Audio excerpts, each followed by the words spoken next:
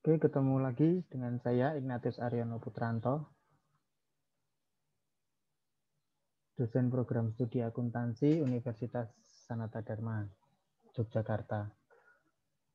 Oke, kali ini saya mau membahas materi dari sistem informasi manajemen berkaitan dengan sebenarnya apa saja sih komponen-komponen dari infrastruktur IT itu.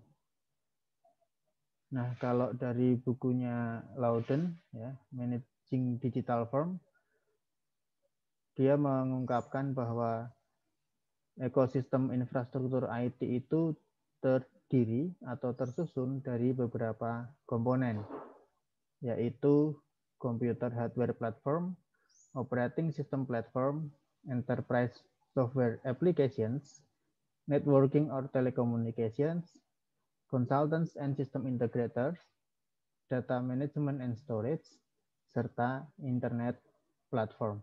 Jadi ada 7 komponen utama yang biasanya tergabung dalam infrastruktur teknologi informasi.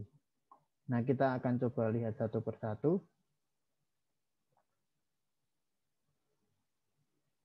Dimulai dari computer hardware platform. Kalau bicara tentang perangkat keras atau hardware, tentu semua sudah banyak yang paham gitu ya, karena sebagai pengguna kita juga selalu berinteraksi dengan hardware ini. Ya. Maka ketika saya menyebutkan istilah platform perangkat keras komputer, ya tentu sudah banyak yang paham kira-kira perangkat keras itu apa saja kan gitu. Ya, beberapa device, beberapa teknologi yang kita pakai seperti komputer, printer, kemudian mouse. Mouse ini bahasa Indonesianya tertikus sebenarnya karena dianggap menyerupai tikus gitu ya. Kemudian tablet, smartphone, ya, itu adalah perangkat-perangkat keras yang biasa kita gunakan. Nah, di sini ada beberapa hal yang mau saya sampaikan dari bukunya Loudon, ya, Management Information System, Managing Digital Firms, edisi ke-16 tahun 2020. Nah, ternyata Loudon mengatakan bahwa dinamika teknologi informasi untuk perusahaan itu juga berkembang dengan sangat cepat, termasuk salah satunya ketika bicara hardware, ya maka bicara tentang komputer. Dan kalau kita bicara tentang komputer, maka kita bisa bicara salah satu perangkat keras yang menjadi nyawa, ya, nyawa dari komputer itu, yaitu yang disebut dengan microprocessor chips. Nah, Loudon mengatakan bahwa most business computing has taken place using microprocessor chips manufactured or designed by Intel Corporation and AMD Corporation. Jadi ketika kita bicara tentang prosesor, ya, seperti yang sudah banyak orang pahami juga, kalau beli komputer atau beli laptop, kan yang dicek prosesornya juga ya. Itu biasanya ada 2 pabrikan prosesor yang sangat terkenal, yaitu Intel dan AMD. Nah, mana yang mau dipakai itu nanti biasanya tergantung dengan kebutuhan, ya. User mau menggunakan yang Intel atau yang AMD. Biasanya itu yang jadi pertimbangan, ya. Intel juga produknya sudah banyak sekali. Ya, dulu kita tahu ada Intel Celeron, kemudian ada Intel Pentium, ya, Pentium 2, 3, kemudian ada dual core, quad core. Dan sekarang yang menjadi tren adalah prosesor Core i3, i5, i7 dengan segala kemampuan masing-masing.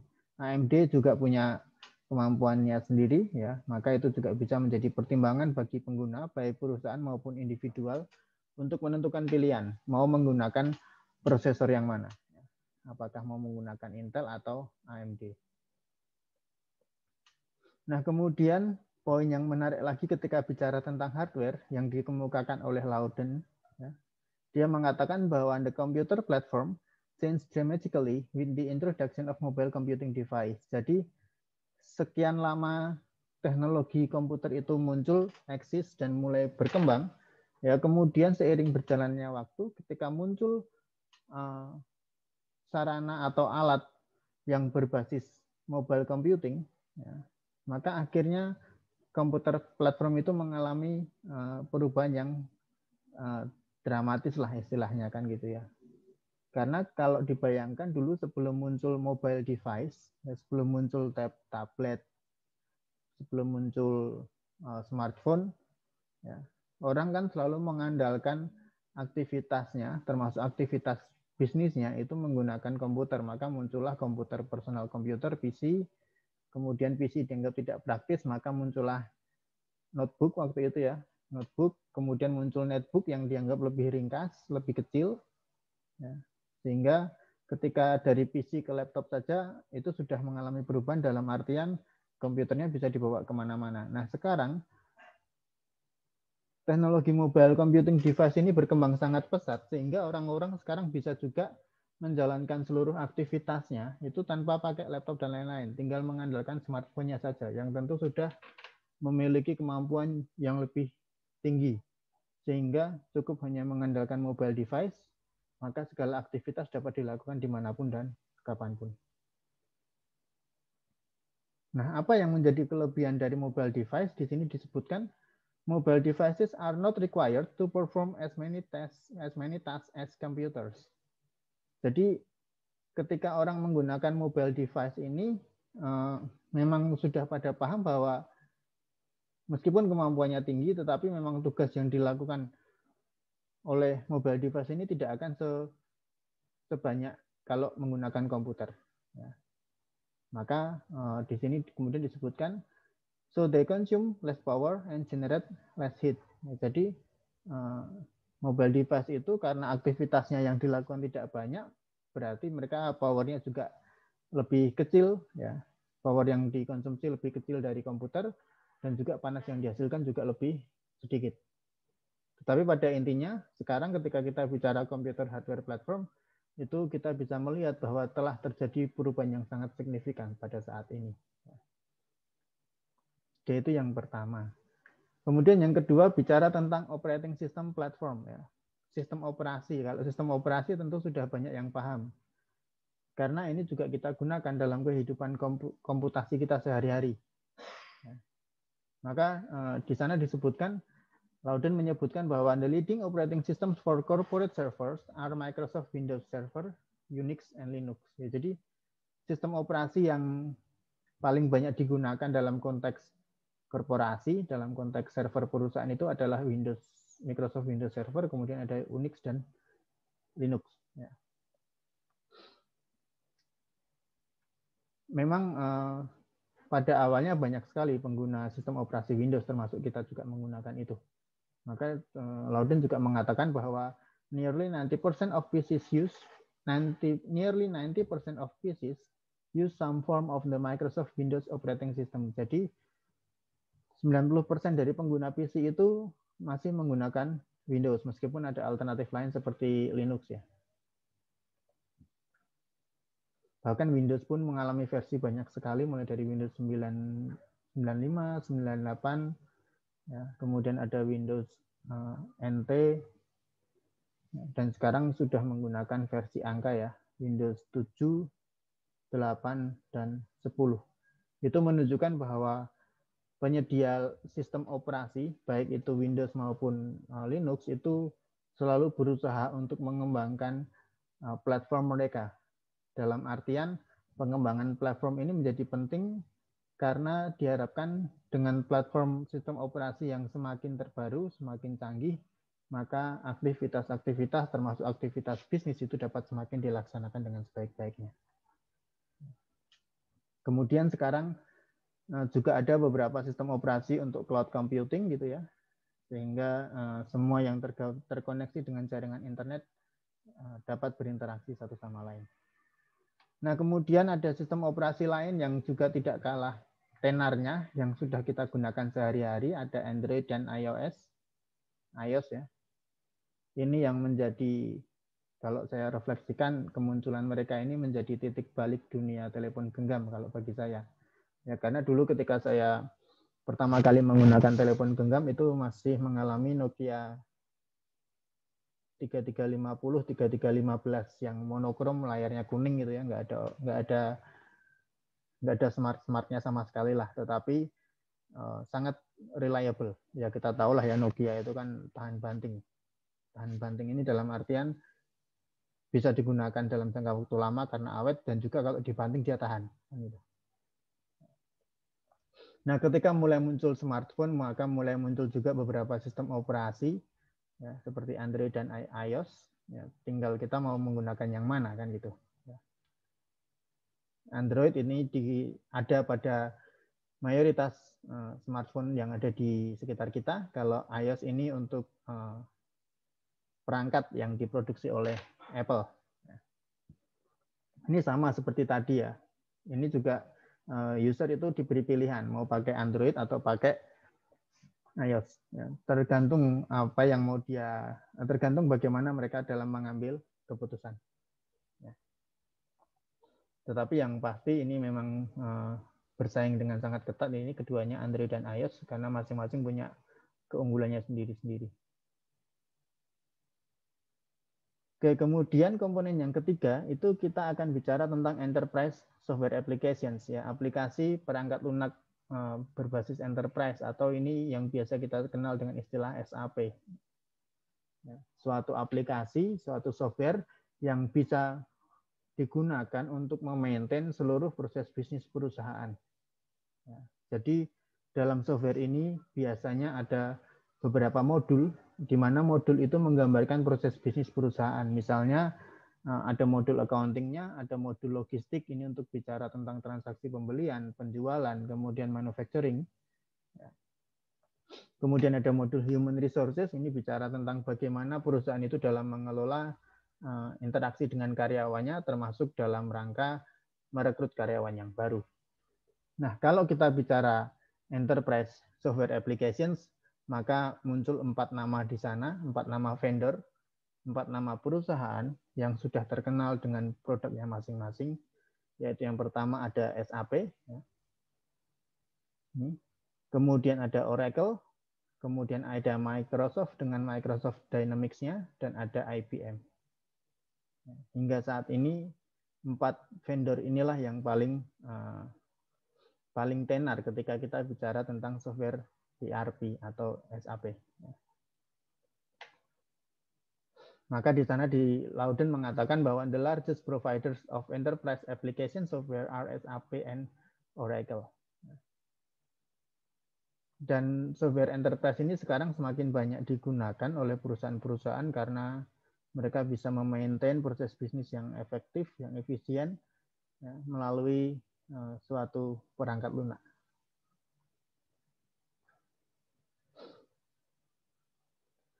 Loudon juga mengatakan ada software yang dibuat juga oleh Oracle dan IBM ya, disebut dengan middleware. Jadi middleware itu semacam software penghubung yang bisa dihubungkan dengan sistem aplikasi lainnya. Maka di sini disebutkan also included in this category is middleware software supplied by vendors such as IBM and Oracle for achieving firm-wide integration by linking the firm's existing application system. Jadi IBM dan Oracle itu menyediakan software serupa tetapi disebut dengan middleware karena ini nanti akan bisa dihubungkan, akan bisa dikoneksikan dengan sistem aplikasi yang sudah dimiliki oleh perusahaan. Kemudian untuk Microsoft, Loudon mengatakan Microsoft is attempting to move into the lower ends of this market by focusing on small and medium-sized businesses. Jadi kalau Microsoft itu untuk enterprise software-nya, fokus mereka adalah lower end, perusahaan-perusahaan skala kecil dan menengah. Karena memang pada dasarnya enterprise application ini kan suatu sistem yang rumit gitu ya, karena seluruh proses bisnis ada di sana. Rumit, ya kompleks, kemudian mahal. Efeknya adalah yang bisa merasakan manfaat dari software-software ini hanya perusahaan besar. Tetapi sekarang termasuk Microsoft ini ya, itu mulai menyediakan software SAP, software enterprise software untuk perusahaan kecil dan menengah.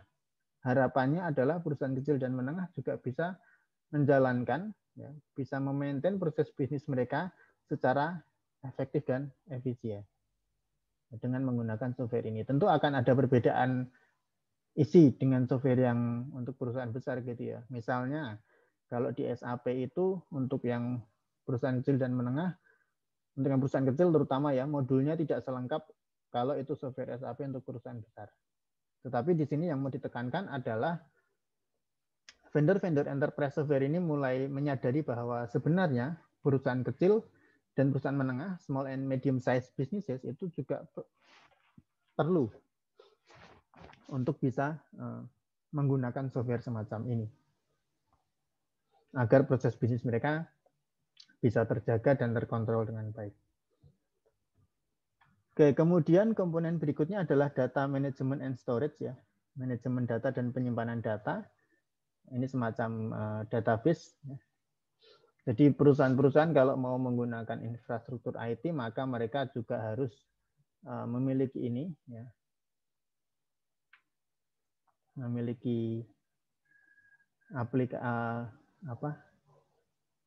software untuk manajemen basis data.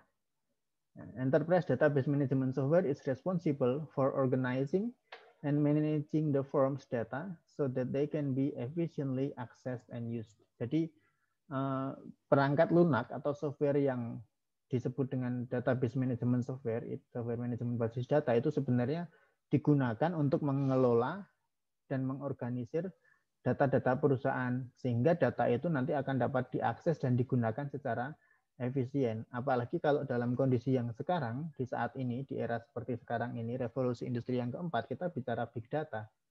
Ya, maka big data memang sangat memerlukan database management software ini. Nah, secara konseptual, database management software ini adalah perantara antara user dengan database-nya.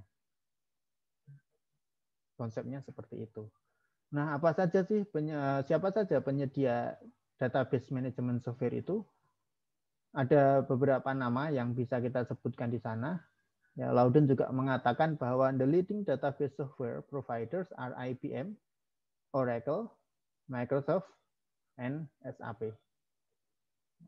Itu nama-nama yang memang sudah sangat terkenal ya, terkait dengan software manajemen basis data. Kemudian masih ada beberapa software lagi, ada Apache, ada MySQL. Ya. MySQL is a Linux open source relational database product yang sekarang dimiliki oleh Oracle. Ya. Jadi kalau kita bicara basis data itu kita bisa bicara tentang konsep basis data relasional, di mana ada relasi antara satu tabel dengan tabel data yang lainnya kan gitu. Nah, MySQL ini salah satu contoh produk database relasional ya. Ini berbasis open source ini. Kemudian ada Apache Hadoop. Apache Hadoop is an open source software framework for managing very large datasets. Ya, ini kalau yang satu ini, yang Apache ini untuk mengelola data yang sangat besar. Yaitu tentang manajemen dan penyimpanan data. Jadi intinya sekarang pun perusahaan juga harus memikirkan ini. Ya, ketika mereka menggunakan infrastruktur IT, maka mereka juga paling tidak menyediakan software manajemen basis datanya. Oke, kemudian komponen yang berikutnya ini tentang jaringan dan telekomunikasi, ya, networking or telecommunication. Ini kalau kita bicara tentang konteks infrastruktur IT untuk perusahaan, maka kita bicara tentang kalau perusahaan itu mau terhubung dengan internet, maka mereka biasanya menggunakan server dan perangkat telekomunikasi tertentu yang menyediakan koneksi, kan gitu. Sehingga perusahaan bisa terkoneksi dalam jaringan, dalam network tertentu, ya, untuk memperlancar proses bisnis mereka. Nah, kalau kita bicara tentang komponen yang berikutnya ini tentang networking and telecommunications provider, maka kita bicara tentang Windows lagi, kita bicara tentang Linux juga, karena mereka juga mampu menyediakan sistem operasi untuk jaringan, ya, sistem operasi untuk local area network. Itu biasanya yang digunakan adalah Windows Server, Linux, dan Unix. Kemudian ketika perusahaan itu terkoneksi dengan internet, mereka juga menggunakan TCP/IP protokol, ya, Transmission Control Protocol dan Internet Protocol, TCP/IP. Nah, ini standar untuk koneksi internet, ya. Maka kemarin ketika kita diskusi tentang standar sistem informasi, sebenarnya salah satunya ini. Jadi TCP/IP protokol ini akan digunakan ketika memang perusahaan mau terkoneksi dengan jaringan. Ya. Selain menggunakan server tadi juga harus menggunakan TCP/IP ini. Nah, kemudian juga ada komponen berikutnya, masih dalam komponen networking and telecommunications. Ya. Sarana yang lainnya adalah sarana telekomunikasi yang disediakan oleh beberapa vendor. Kalau di sini yang saya sebutkan ini contoh yang di Amerika, yaitu AT&T dan Verizon. Ya. Itu dua nama vendor telekomunikasi, ya, layanan telekomunikasi yang yang paling unggul di Amerika sana. Nah, nanti kalau di Indonesia tentu kita bisa menyebut banyak sekali, ya, telecommunication service vendor, yang bahkan mereka juga mulai gencar-gencarnya menawarkan banyak paket internet, ya, sehingga para pengguna di Indonesia sendiri juga akhirnya bisa memiliki berbagai macam pilihan, baik dari sisi kualitas, dari sisi biaya yang dikeluarkan, maupun dari sisi kekuatan sinyal di area tersebut. Komponen berikutnya dari infrastruktur IT adalah internet platform. Maka kalau di sini Louden mengatakan internet platforms include hardware, software, and management services to support a firm's website, including web hosting services, routers, and cabling for or wireless equipment. Jadi yang namanya platform internet itu, ya, komponen pembentuk internet itu ada bermacam-macam, yaitu hardware itu sendiri. Ya, jelas ada perangkat kerasnya gitu kan, ya, router dan lain sebagainya. Kemudian software, ya. Kemudian manajemen service-nya, termasuk web hosting, ya, pengelola webnya. Kemudian apakah nanti internet itu akan wireless atau wired, ya, tanpa kabel atau dengan menggunakan kabel dan lain sebagainya. Nah, kalau kita bicara tentang web software application, itu kalau di yang paling bisa kita sebutkan itu misalnya adalah Microsoft Visual Studio, Microsoft Net, kemudian Oracle juga punya, ya, Oracle Sun, kemudian ada Adobe juga. Jadi banyak sekali sebenarnya pilihan untuk kita ketika kita akan bicara tentang web software application. Kemudian ada Apache, Java, Cisco, ya, itu juga itu juga alternatif yang bisa kita gunakan ketika kita bicara tentang platform internet. Oke, komponen terakhir dari infrastruktur IT adalah consultant and system integrators. Jadi di sini yang perlu diperhatikan adalah bahwa kalau perusahaan kita itu mau menerapkan infrastruktur IT yang baru, maka pasti akan dihadapkan pada beberapa perubahan. Maka Louden menyebutkan di bukunya, implementing a new infrastructure requires significant changes in business processes and procedures, training and education, and software integration. Jadi penerapan atau pemasangan infrastruktur yang baru itu biasanya mensyaratkan adanya perubahan nantinya, ya. Perubahan yang signifikan dalam hal proses bisnis, dalam hal prosedur yang dimiliki oleh perusahaan terkait dengan aktivitas yang mereka lakukan. Kemudian ada pelatihan dan edukasi, karena ketika menerapkan sistem yang baru, maka karyawan juga harus dilatih, harus di-training, harus diedukasi, sehingga mereka bisa menggunakan sistem yang baru tersebut. Kemudian juga adanya software integration, artinya biasanya perlu ada integrasi antara software yang lama dengan software yang baru. Nah, itu yang terjadi. Nah, maka akhirnya konsultan sistem itu menjadi komponen dari infrastruktur IT, karena dengan menggunakan bantuan mereka, maka perusahaan bisa menerapkan infrastruktur IT yang baru, bahkan perusahaan juga bisa mengintegrasikan sistem yang lama ke sistem yang baru. Apalagi kalau sistem yang lama kan biasanya sudah berjalan sekian periode kan gitu ya. Nah, itu harus bisa diintegrasikan ke sistem yang baru. Maka butuh jasa dari consultant and system integrator. Nah, maka kalau di Amerika ya, yang disebut oleh Loudon sebagai leading consulting firms, perusahaan konsultan sistem yang terbesar di Amerika itu misalnya Accenture, IBM Services, HP, Infosys, dan Wipro. Di Indonesia pasti juga ada perusahaan-perusahaan seperti ini yang tugas mereka adalah memberikan jasa-jasa konsultasi terkait dengan penerapan sistem informasi di perusahaan, termasuk memberikan pelatihan dan lain sebagainya. Nah, kalau tadi saya mengatakan ada software integration, apa sih sebenarnya makna software integration itu? Per definisi menurut Loudon ya, karena memang ini saya ambil dari acuan itu, software integration means ensuring the new infrastructure works with the firm's older so-called legacy systems and ensuring the new elements of infrastructure work with one another. Jadi yang namanya integrasi software itu artinya adalah memastikan bahwa infrastruktur IT yang baru itu bisa bekerja dengan baik, ya, bisa bekerja dengan baik ketika dikaitkan atau dikoneksikan dengan sistem yang sebelumnya sudah ada, yang sebelumnya sudah dimiliki oleh perusahaan, sehingga pada akhirnya sistem yang baru ini dapat berjalan dengan baik. Ya, proses bisnis tidak menjadi terhambat karena adanya perubahan sistem informasi, sehingga perusahaan masih bisa dapat mengambil banyak manfaat dari implementasi sistem yang baru ini. Nah, kalau di sini ada istilah legacy system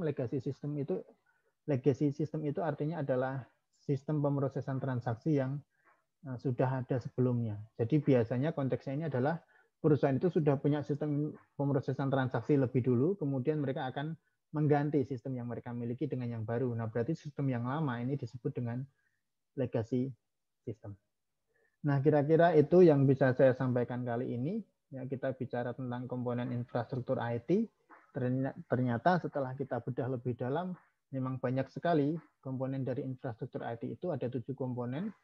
Artinya ketika kita bicara tentang konteks infrastruktur IT dalam perusahaan, maka 7 komponen inilah yang harus dipertimbangkan oleh perusahaan untuk dimiliki. Oke, mungkin itu yang bisa saya sampaikan. Terima kasih. Jangan lupa tetap stay tune di channel ini ya, karena nanti juga ada materi-materi yang lain yang mungkin bisa kita bagi bersama. Terima kasih.